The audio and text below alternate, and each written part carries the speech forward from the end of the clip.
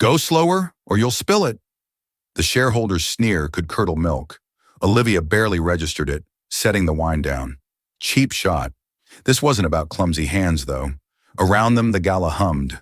Billions riding on whispers and handshakes. She just poured drinks. Invisible. Except she wasn't. Not really. Her eyes flicked to the merger contract. A cold knot tightened in her stomach. Don't sign it. The words hung, unspoken. For now. They think she's a nobody. They see the frayed shoes, the simple dress. What they don't know, her father's ghost whispers secrets of reverse takeovers, predatory clauses, things that could burn empires to ash, and she'll use them. She was 24, a single mom, her plain black uniform hanging loose on her slim frame, her face bare of makeup, her brown hair pulled back in a simple ponytail. The seven-star hotel in New York glittered around her chandeliers, dripping light marble floors, gleaming every detail, screaming wealth. The table held a multi-billion-dollar merger contract, and the room was packed with billionaires, lawyers, and shareholders, all buzzing with the kind of confidence that comes with power.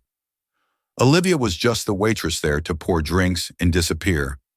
But when her eyes caught the contract, she froze. She stepped closer, her voice barely above a whisper. Don't sign that. And in that moment, Richard Hargrove, the billionaire host, made a move that stunned the entire room into silence. Olivia didn't look like she belonged in that world. Her beauty was quiet, unpolished, soft brown eyes that didn't demand attention. A way of moving that was careful but sure. She'd been raised in one of the wealthiest families in the country, taught to carry herself with discipline and restraint. But you'd never know it. No designer clothes, no flashy jewelry, just a plain uniform in a tray. People looked at her and saw someone poor, someone out of place. They judged her for it, their words sharp and careless like they were swatting a fly. But Olivia wasn't invisible. She never was. And when they pushed too far, she'd respond not with a fight, but with a single line, calm and controlled, that stopped them cold. The gala was a sea of egos, each person trying to outshine the next. The shareholder who'd snapped at her, a man with slicked back hair and a Rolex that could have paid for her daughter's daycare for years, leaned back in his chair smirking. Careful, sweetheart, he said loud enough for the table to hear. You break a glass, you'll be washing dishes for a decade.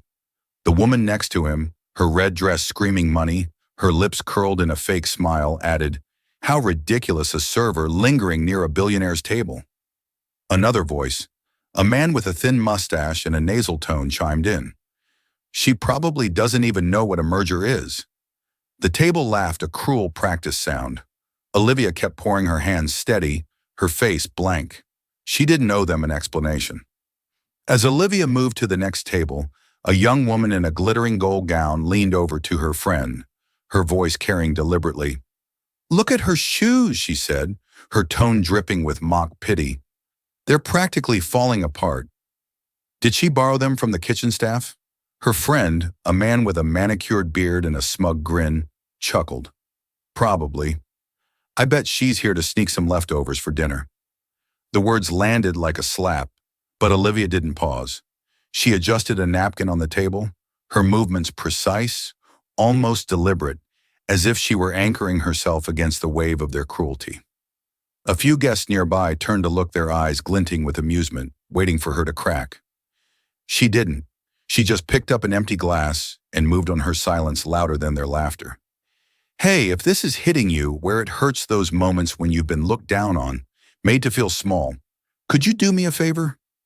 Grab your phone, hit that like button, leave a comment below, and subscribe to the channel. It's how we keep these stories alive, connecting with folks who felt the same sting. All right, let's keep going. The contract on the table was the center of the night. Billions of dollars, entire companies all tied up in a few pages of fine print.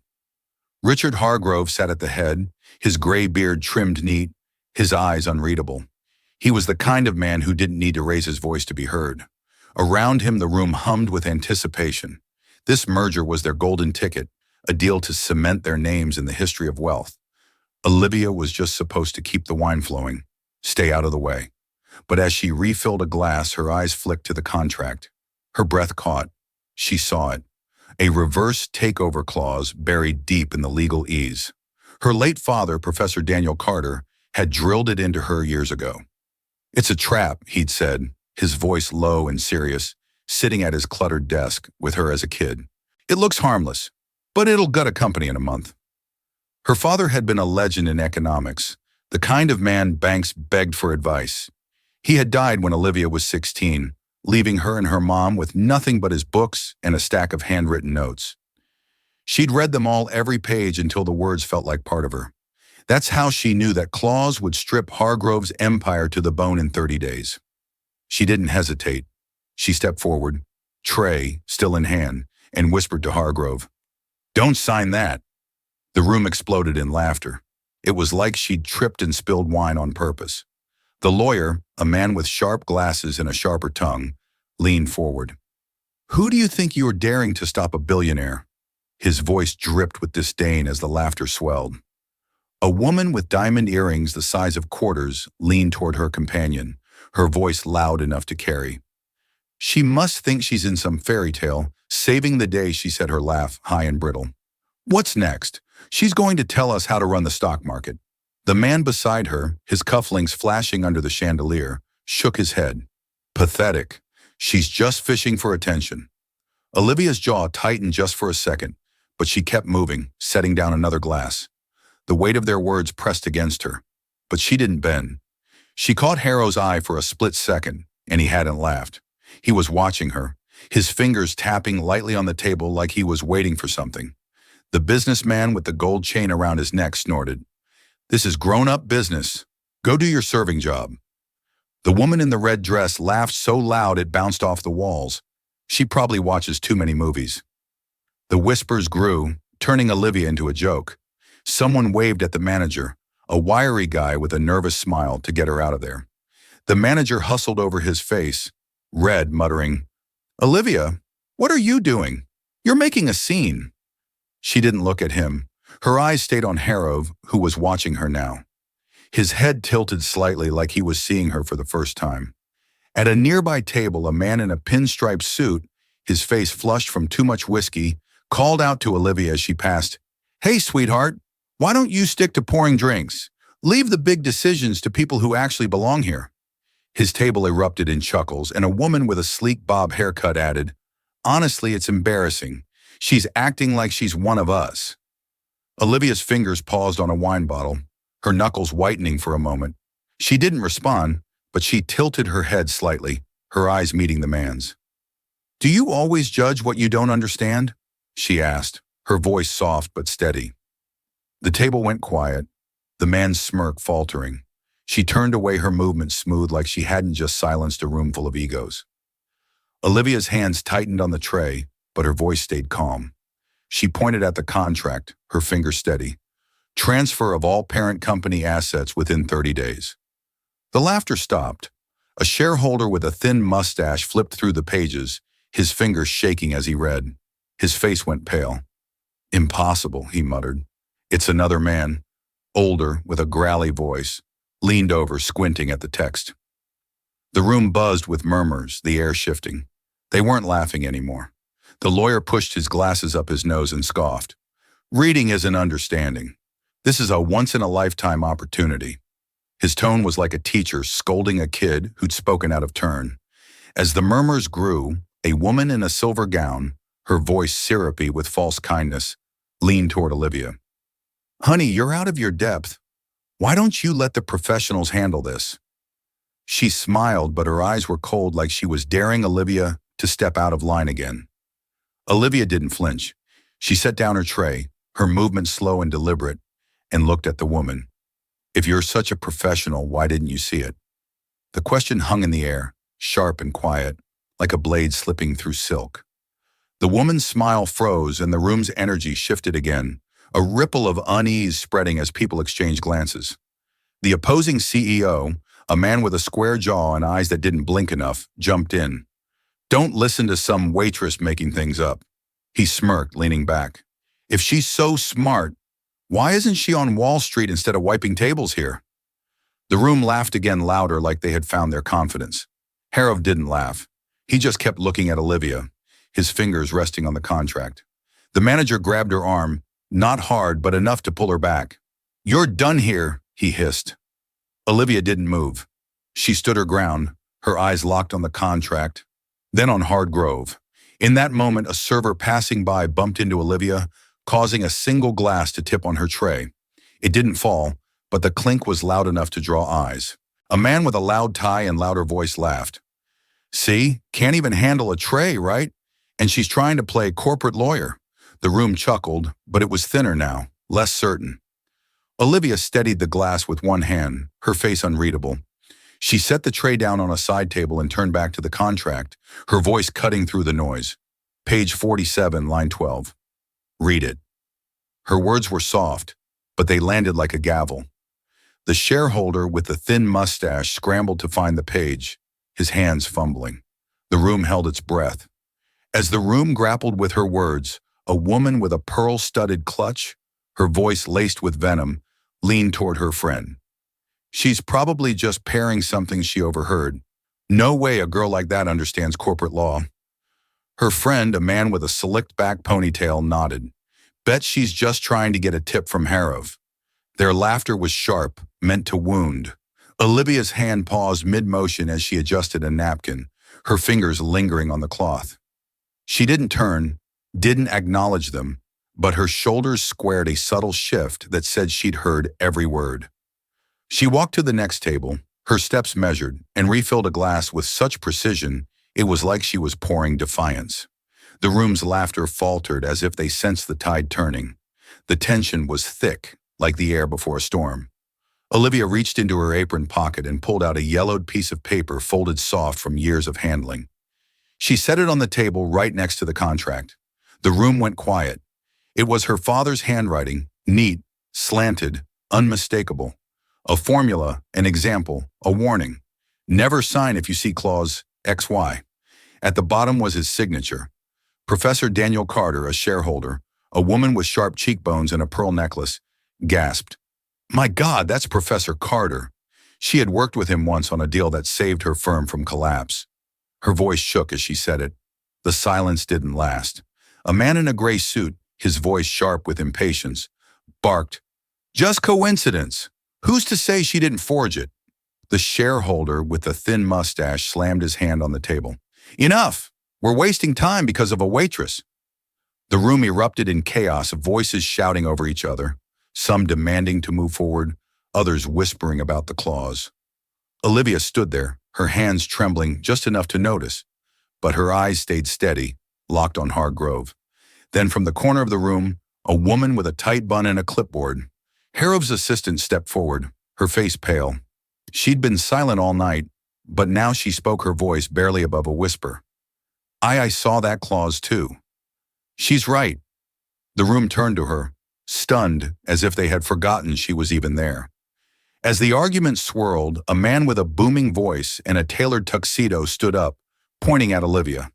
"This is absurd. You're telling me we're halting a billion-dollar deal because of her." His face was red, his finger jabbing the air. "She's nobody." Olivia didn't blink. She picked up her tray as if to resume her work, but her eyes met his. "Nobody saw what I did," she said, her voice low, almost gentle, but it carried a weight that made the man sit down. The room's energy shifted again, the air crackling with doubt. Harrow's assistant clutched her clipboard tighter, her knuckles white as if she wanted to say more, but couldn't find the courage. The room was splitting apart, and Olivia stood at the center, unmoved. Hargrove sat still, his eyes closed like he was weighing the world. Then without a word, he grabbed the contract and tore it in half. The sound of ripping paper was like a crack of thunder. He looked at Olivia, his voice low but clear. "If you hadn't warned me, I would have lost my entire empire." The room went dead silent. The lawyer's glasses slipped down his nose. The woman in the red dress stared at her plate. The opposing CEO's jaw tightened, his smirk gone. A few shareholders stormed out their footsteps loud against the marble. They knew they had lost everything.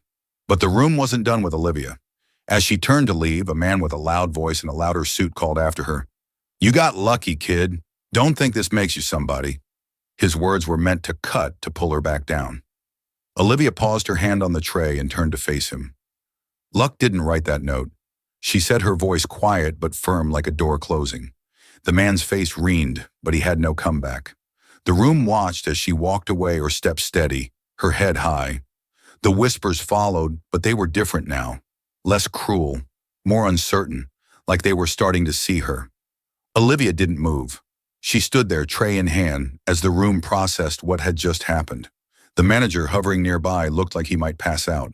He muttered something about getting back to work, but Olivia didn't budge. She wasn't done. The weight of what she'd done was sinking in, not just for her, but for everyone. They'd almost lost billions, and she'd stopped it. A waitress, a single mom who worked nights to buy diapers and pay rent. As she cleared a table, a woman in a navy blazer, her voice low and conspiratorial, leaned toward her friend. I heard she's got some connection to Carter. Maybe she's not just a waitress. Her friend, a man with a slicked back ponytail, raised an eyebrow. What? Like she's his secret daughter or something? They laughed, but it was nervous, like they were trying to convince themselves it was a joke. Olivia overheard her hands pausing on a plate. She didn't turn, didn't acknowledge them, but her fingers tightened just enough to show she'd heard. The room was starting to wonder, their glances lingering longer than before. After the gala, the mood shifted. Some guests tried to talk to Olivia, their voices fake nice like they could erase their words. That was impressive, one woman said, her smile tight as a drum, but behind her others whispered. Still just luck, a man muttered loud enough for Olivia to hear. The shareholder with a thin mustache snickered. Even with a billionaire's attention, she's still a waitress. The manager pulled her aside. Later, his voice low and sharp. Next time, don't interfere with guest business. Olivia nodded, but her eyes were distant, like she was looking past him, past the room, past the whole night. As Olivia stacked plates, a young woman in a sequin dress approached her, smile, overly bright, like she was auditioning for a friend. You know, you really surprised us all, she said, her voice dripping with condescension. Maybe you should take some classes. Make something of yourself. Olivia set a plate down, her movements slow, deliberate. She looked at the woman, her eyes steady. I'm already something, she said, her voice so calm it felt like a challenge. The woman's smile faltered and she backed away, muttering something about needing another drink. The other servers nearby exchanged glances, one of them suppressing a grin. Olivia went back to her work, but the air around her felt different, like she'd claimed a piece of the room. She went back to work, collecting glasses, wiping tables. The gala was winding down the room, emptying out. But something was different. The air felt heavier, like everyone knew the night had changed. Olivia moved quietly, her hands steady as she stacked plates. Every now and then, someone would glance at her, then look away fast like they were afraid she'd see them. She didn't need to look. She knew what they were thinking. Then a young server, barely 19, approached her, his voice low. I saw what you did, he said, his eyes wide with awe. You're not like them. Olivia gave him a small nod, nothing more, but her lips curved just enough to show she appreciated it. Then the door opened. Richard Harrove walked back in. He wasn't loud, wasn't dramatic. He just walked straight to the table where Olivia was clearing glasses and pulled out a chair. Sit, he said. His voice was calm, but firm like he wasn't asking. Olivia hesitated, her hands pausing on a glass. She set it down and sat, her apron still tied around her waist. The room, what was left of it, went quiet. Hargrove looked around, his eyes hard but steady. From this day forward, you are no longer a waitress. You are my financial advisor. The gasps were audible. The woman in the red dress dropped her fork. The lawyer who'd stayed to network froze mid-sentence. Hargrove kept going. In a world full of greed, only those who stand for truth are worth trusting. Olivia's hands trembled in her lap, her eyes shining, but she didn't speak. She didn't need to. The room understood. She wasn't just a waitress anymore. She'd shifted the fate of billions. The next morning, as Olivia walked to the bus stop, her phone buzzed with a notification. A news alert. Billionaire merger, halted by unknown waitress. Her name wasn't mentioned, but the story was already spreading. She glanced at the screen, then tucked her phone away, her face unreadable. A woman passing by on the sidewalk, her arms full of shopping bags, stopped and stared. "Hey, are you her?" she asked, her voice curious but kind. Olivia just smiled faintly and kept walking, her worn sneakers quiet against the pavement. The world was starting to notice, but she didn't need it to. The fallout came fast. The lawyer who'd sneered at her got an email the next morning, fired no explanation. The businessman with the gold chain woke up to his name trending online, not for his wealth, but for his cruelty. Someone had recorded the gala, and the clip of him mocking Olivia spread like wildfire. The woman in the red dress lost her sponsorship with a luxury brand. They didn't want their name tied to someone who'd laughed at a single mom. It wasn't revenge. It was just the truth. Catching up, the scales balancing. As the news spread, Olivia's phone rang again. An unknown number. She answered, expecting a bill collector, but it was a reporter, her voice eager. "Is it true you stopped a billion-dollar deal?" "Who are you?" Olivia paused, her daughter's laughter echoing from the next room. She set the phone down without a word, her fingers brushing the edge of her apron still folded on the counter. She didn't need to explain herself to the world. She'd done what she had to do. The reporter called back, but Olivia let it go to voicemail, her focus on the small hand reaching for her own. Olivia didn't go back to the hotel. Harrow's team called her the next morning offering a contract, a real one, with a salary that made her blink twice. She sat at her kitchen table, her daughter asleep in the next room, and stared at the papers. Her father's old books were still on the shelf, their spines cracked from years of use. She ran her fingers over one, remembering the nights she'd sat at his desk, listening to him explain the world of money and power. She didn't cry. She just closed the book and signed the contract. Months later, she walked into a boardroom, this time in a plain gray blazer, no apron. The shareholder with the thin mustache was there pitching a new deal. He stopped talking when she walked in. A younger guy stood up to offer her his chair. The room was different now, not because of her title, but because of her. She didn't say much, just listened, her hands folded on the table. When she did speak, everyone leaned in their pens, pausing their eyes on her. Her husband arrived late to one of those meetings. James Carter was quiet like her, with a presence that filled the room without effort. He walked in, nodded to Olivia, and stood by the door. The room shifted. The shareholder with the mustache looked down at his notes. The younger guy fidgeted with his pen. Nobody said his name, but they knew James Carter, the man who'd built half the city's skyline. Olivia didn't look at him. She didn't need to. She just kept talking, her voice steady, her eyes clear. The people who'd mocked her never forgot that night. It stayed with them in the jobs. They lost the deals that fell apart, the whispers that followed. Olivia didn't gloat. She didn't turn back to rub it in. She just kept moving forward, her daughter's hand in hers, her steps sure. Her silence wasn't weakness anymore.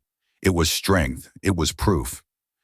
Years ago, when Olivia was 12, she had sat in her father's study, a small room packed with books and papers. He'd been grading exams, his glasses slipping down his nose. "Liv," he'd said, not looking up.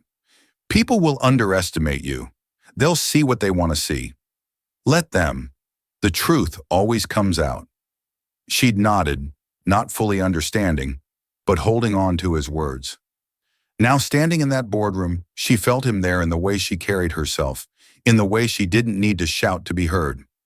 One evening, after a long day in the boardroom, Olivia stopped by her daughter's daycare. The teacher, an older woman with kind eyes, handed her a drawing, bright crayons, a messy heart with mom scrolled inside. Olivia's fingers lingered on the paper, her throat tightening. She tucked it into her bag next to her father's old notes and kissed her daughter's forehead. The teacher watched, smiling softly. "She talks about you all the time," she said. Olivia nodded, her eyes bright, and walked out into the evening, the weight of the day lifting just a little. The gala had been a turning point, but it wasn't the end. Olivia's life changed, but she didn't. She still wore plain clothes, still tied her hair back, still moved through the world with quiet grace. Her daughter, now 3, would run to her after daycare, her tiny hands grabbing Olivia's blazer. Those moments in their small apartment were what mattered. Not the boardrooms, not the contracts, not the billions, just the two of them building a life. The shareholder with the thin mustache never spoke to her again. He'd lost too much his reputation, his influence. The lawyer tried to pivot, taking a job at a smaller firm, but the clip of him sneering followed him everywhere. The woman in the red dress faded from the social scene, her invitations drying up. None of it was dramatic. It was just life doing what it does when the truth comes out. Olivia's new role wasn't easy. The boardrooms were just as cutthroat as the gala, maybe more. People watched her, waiting for her to slip, but she didn't. She studied, worked late, asked questions when she needed to. Harov trusted her, not because of her name or her father, but because of what she'd done that night. She had seen what nobody else had. She'd spoken when it would have been easier to stay quiet. One day she found an old photo in a box, her father smiling, holding her as a baby. She paused, her fingers tracing his face. She didn't linger long. She tucked the photo back in the box and went to pick up her daughter.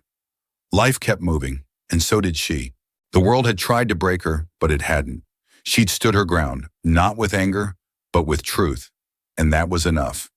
For those of you watching who felt that sting, who've been pushed aside, judged, or silenced, you know what Olivia felt. You weren't wrong. You weren't alone. Keep going. Your truth is enough. Where are you watching from? Leave a comment below and hit follow to walk with me through heartbreak, betrayal, and finally healing.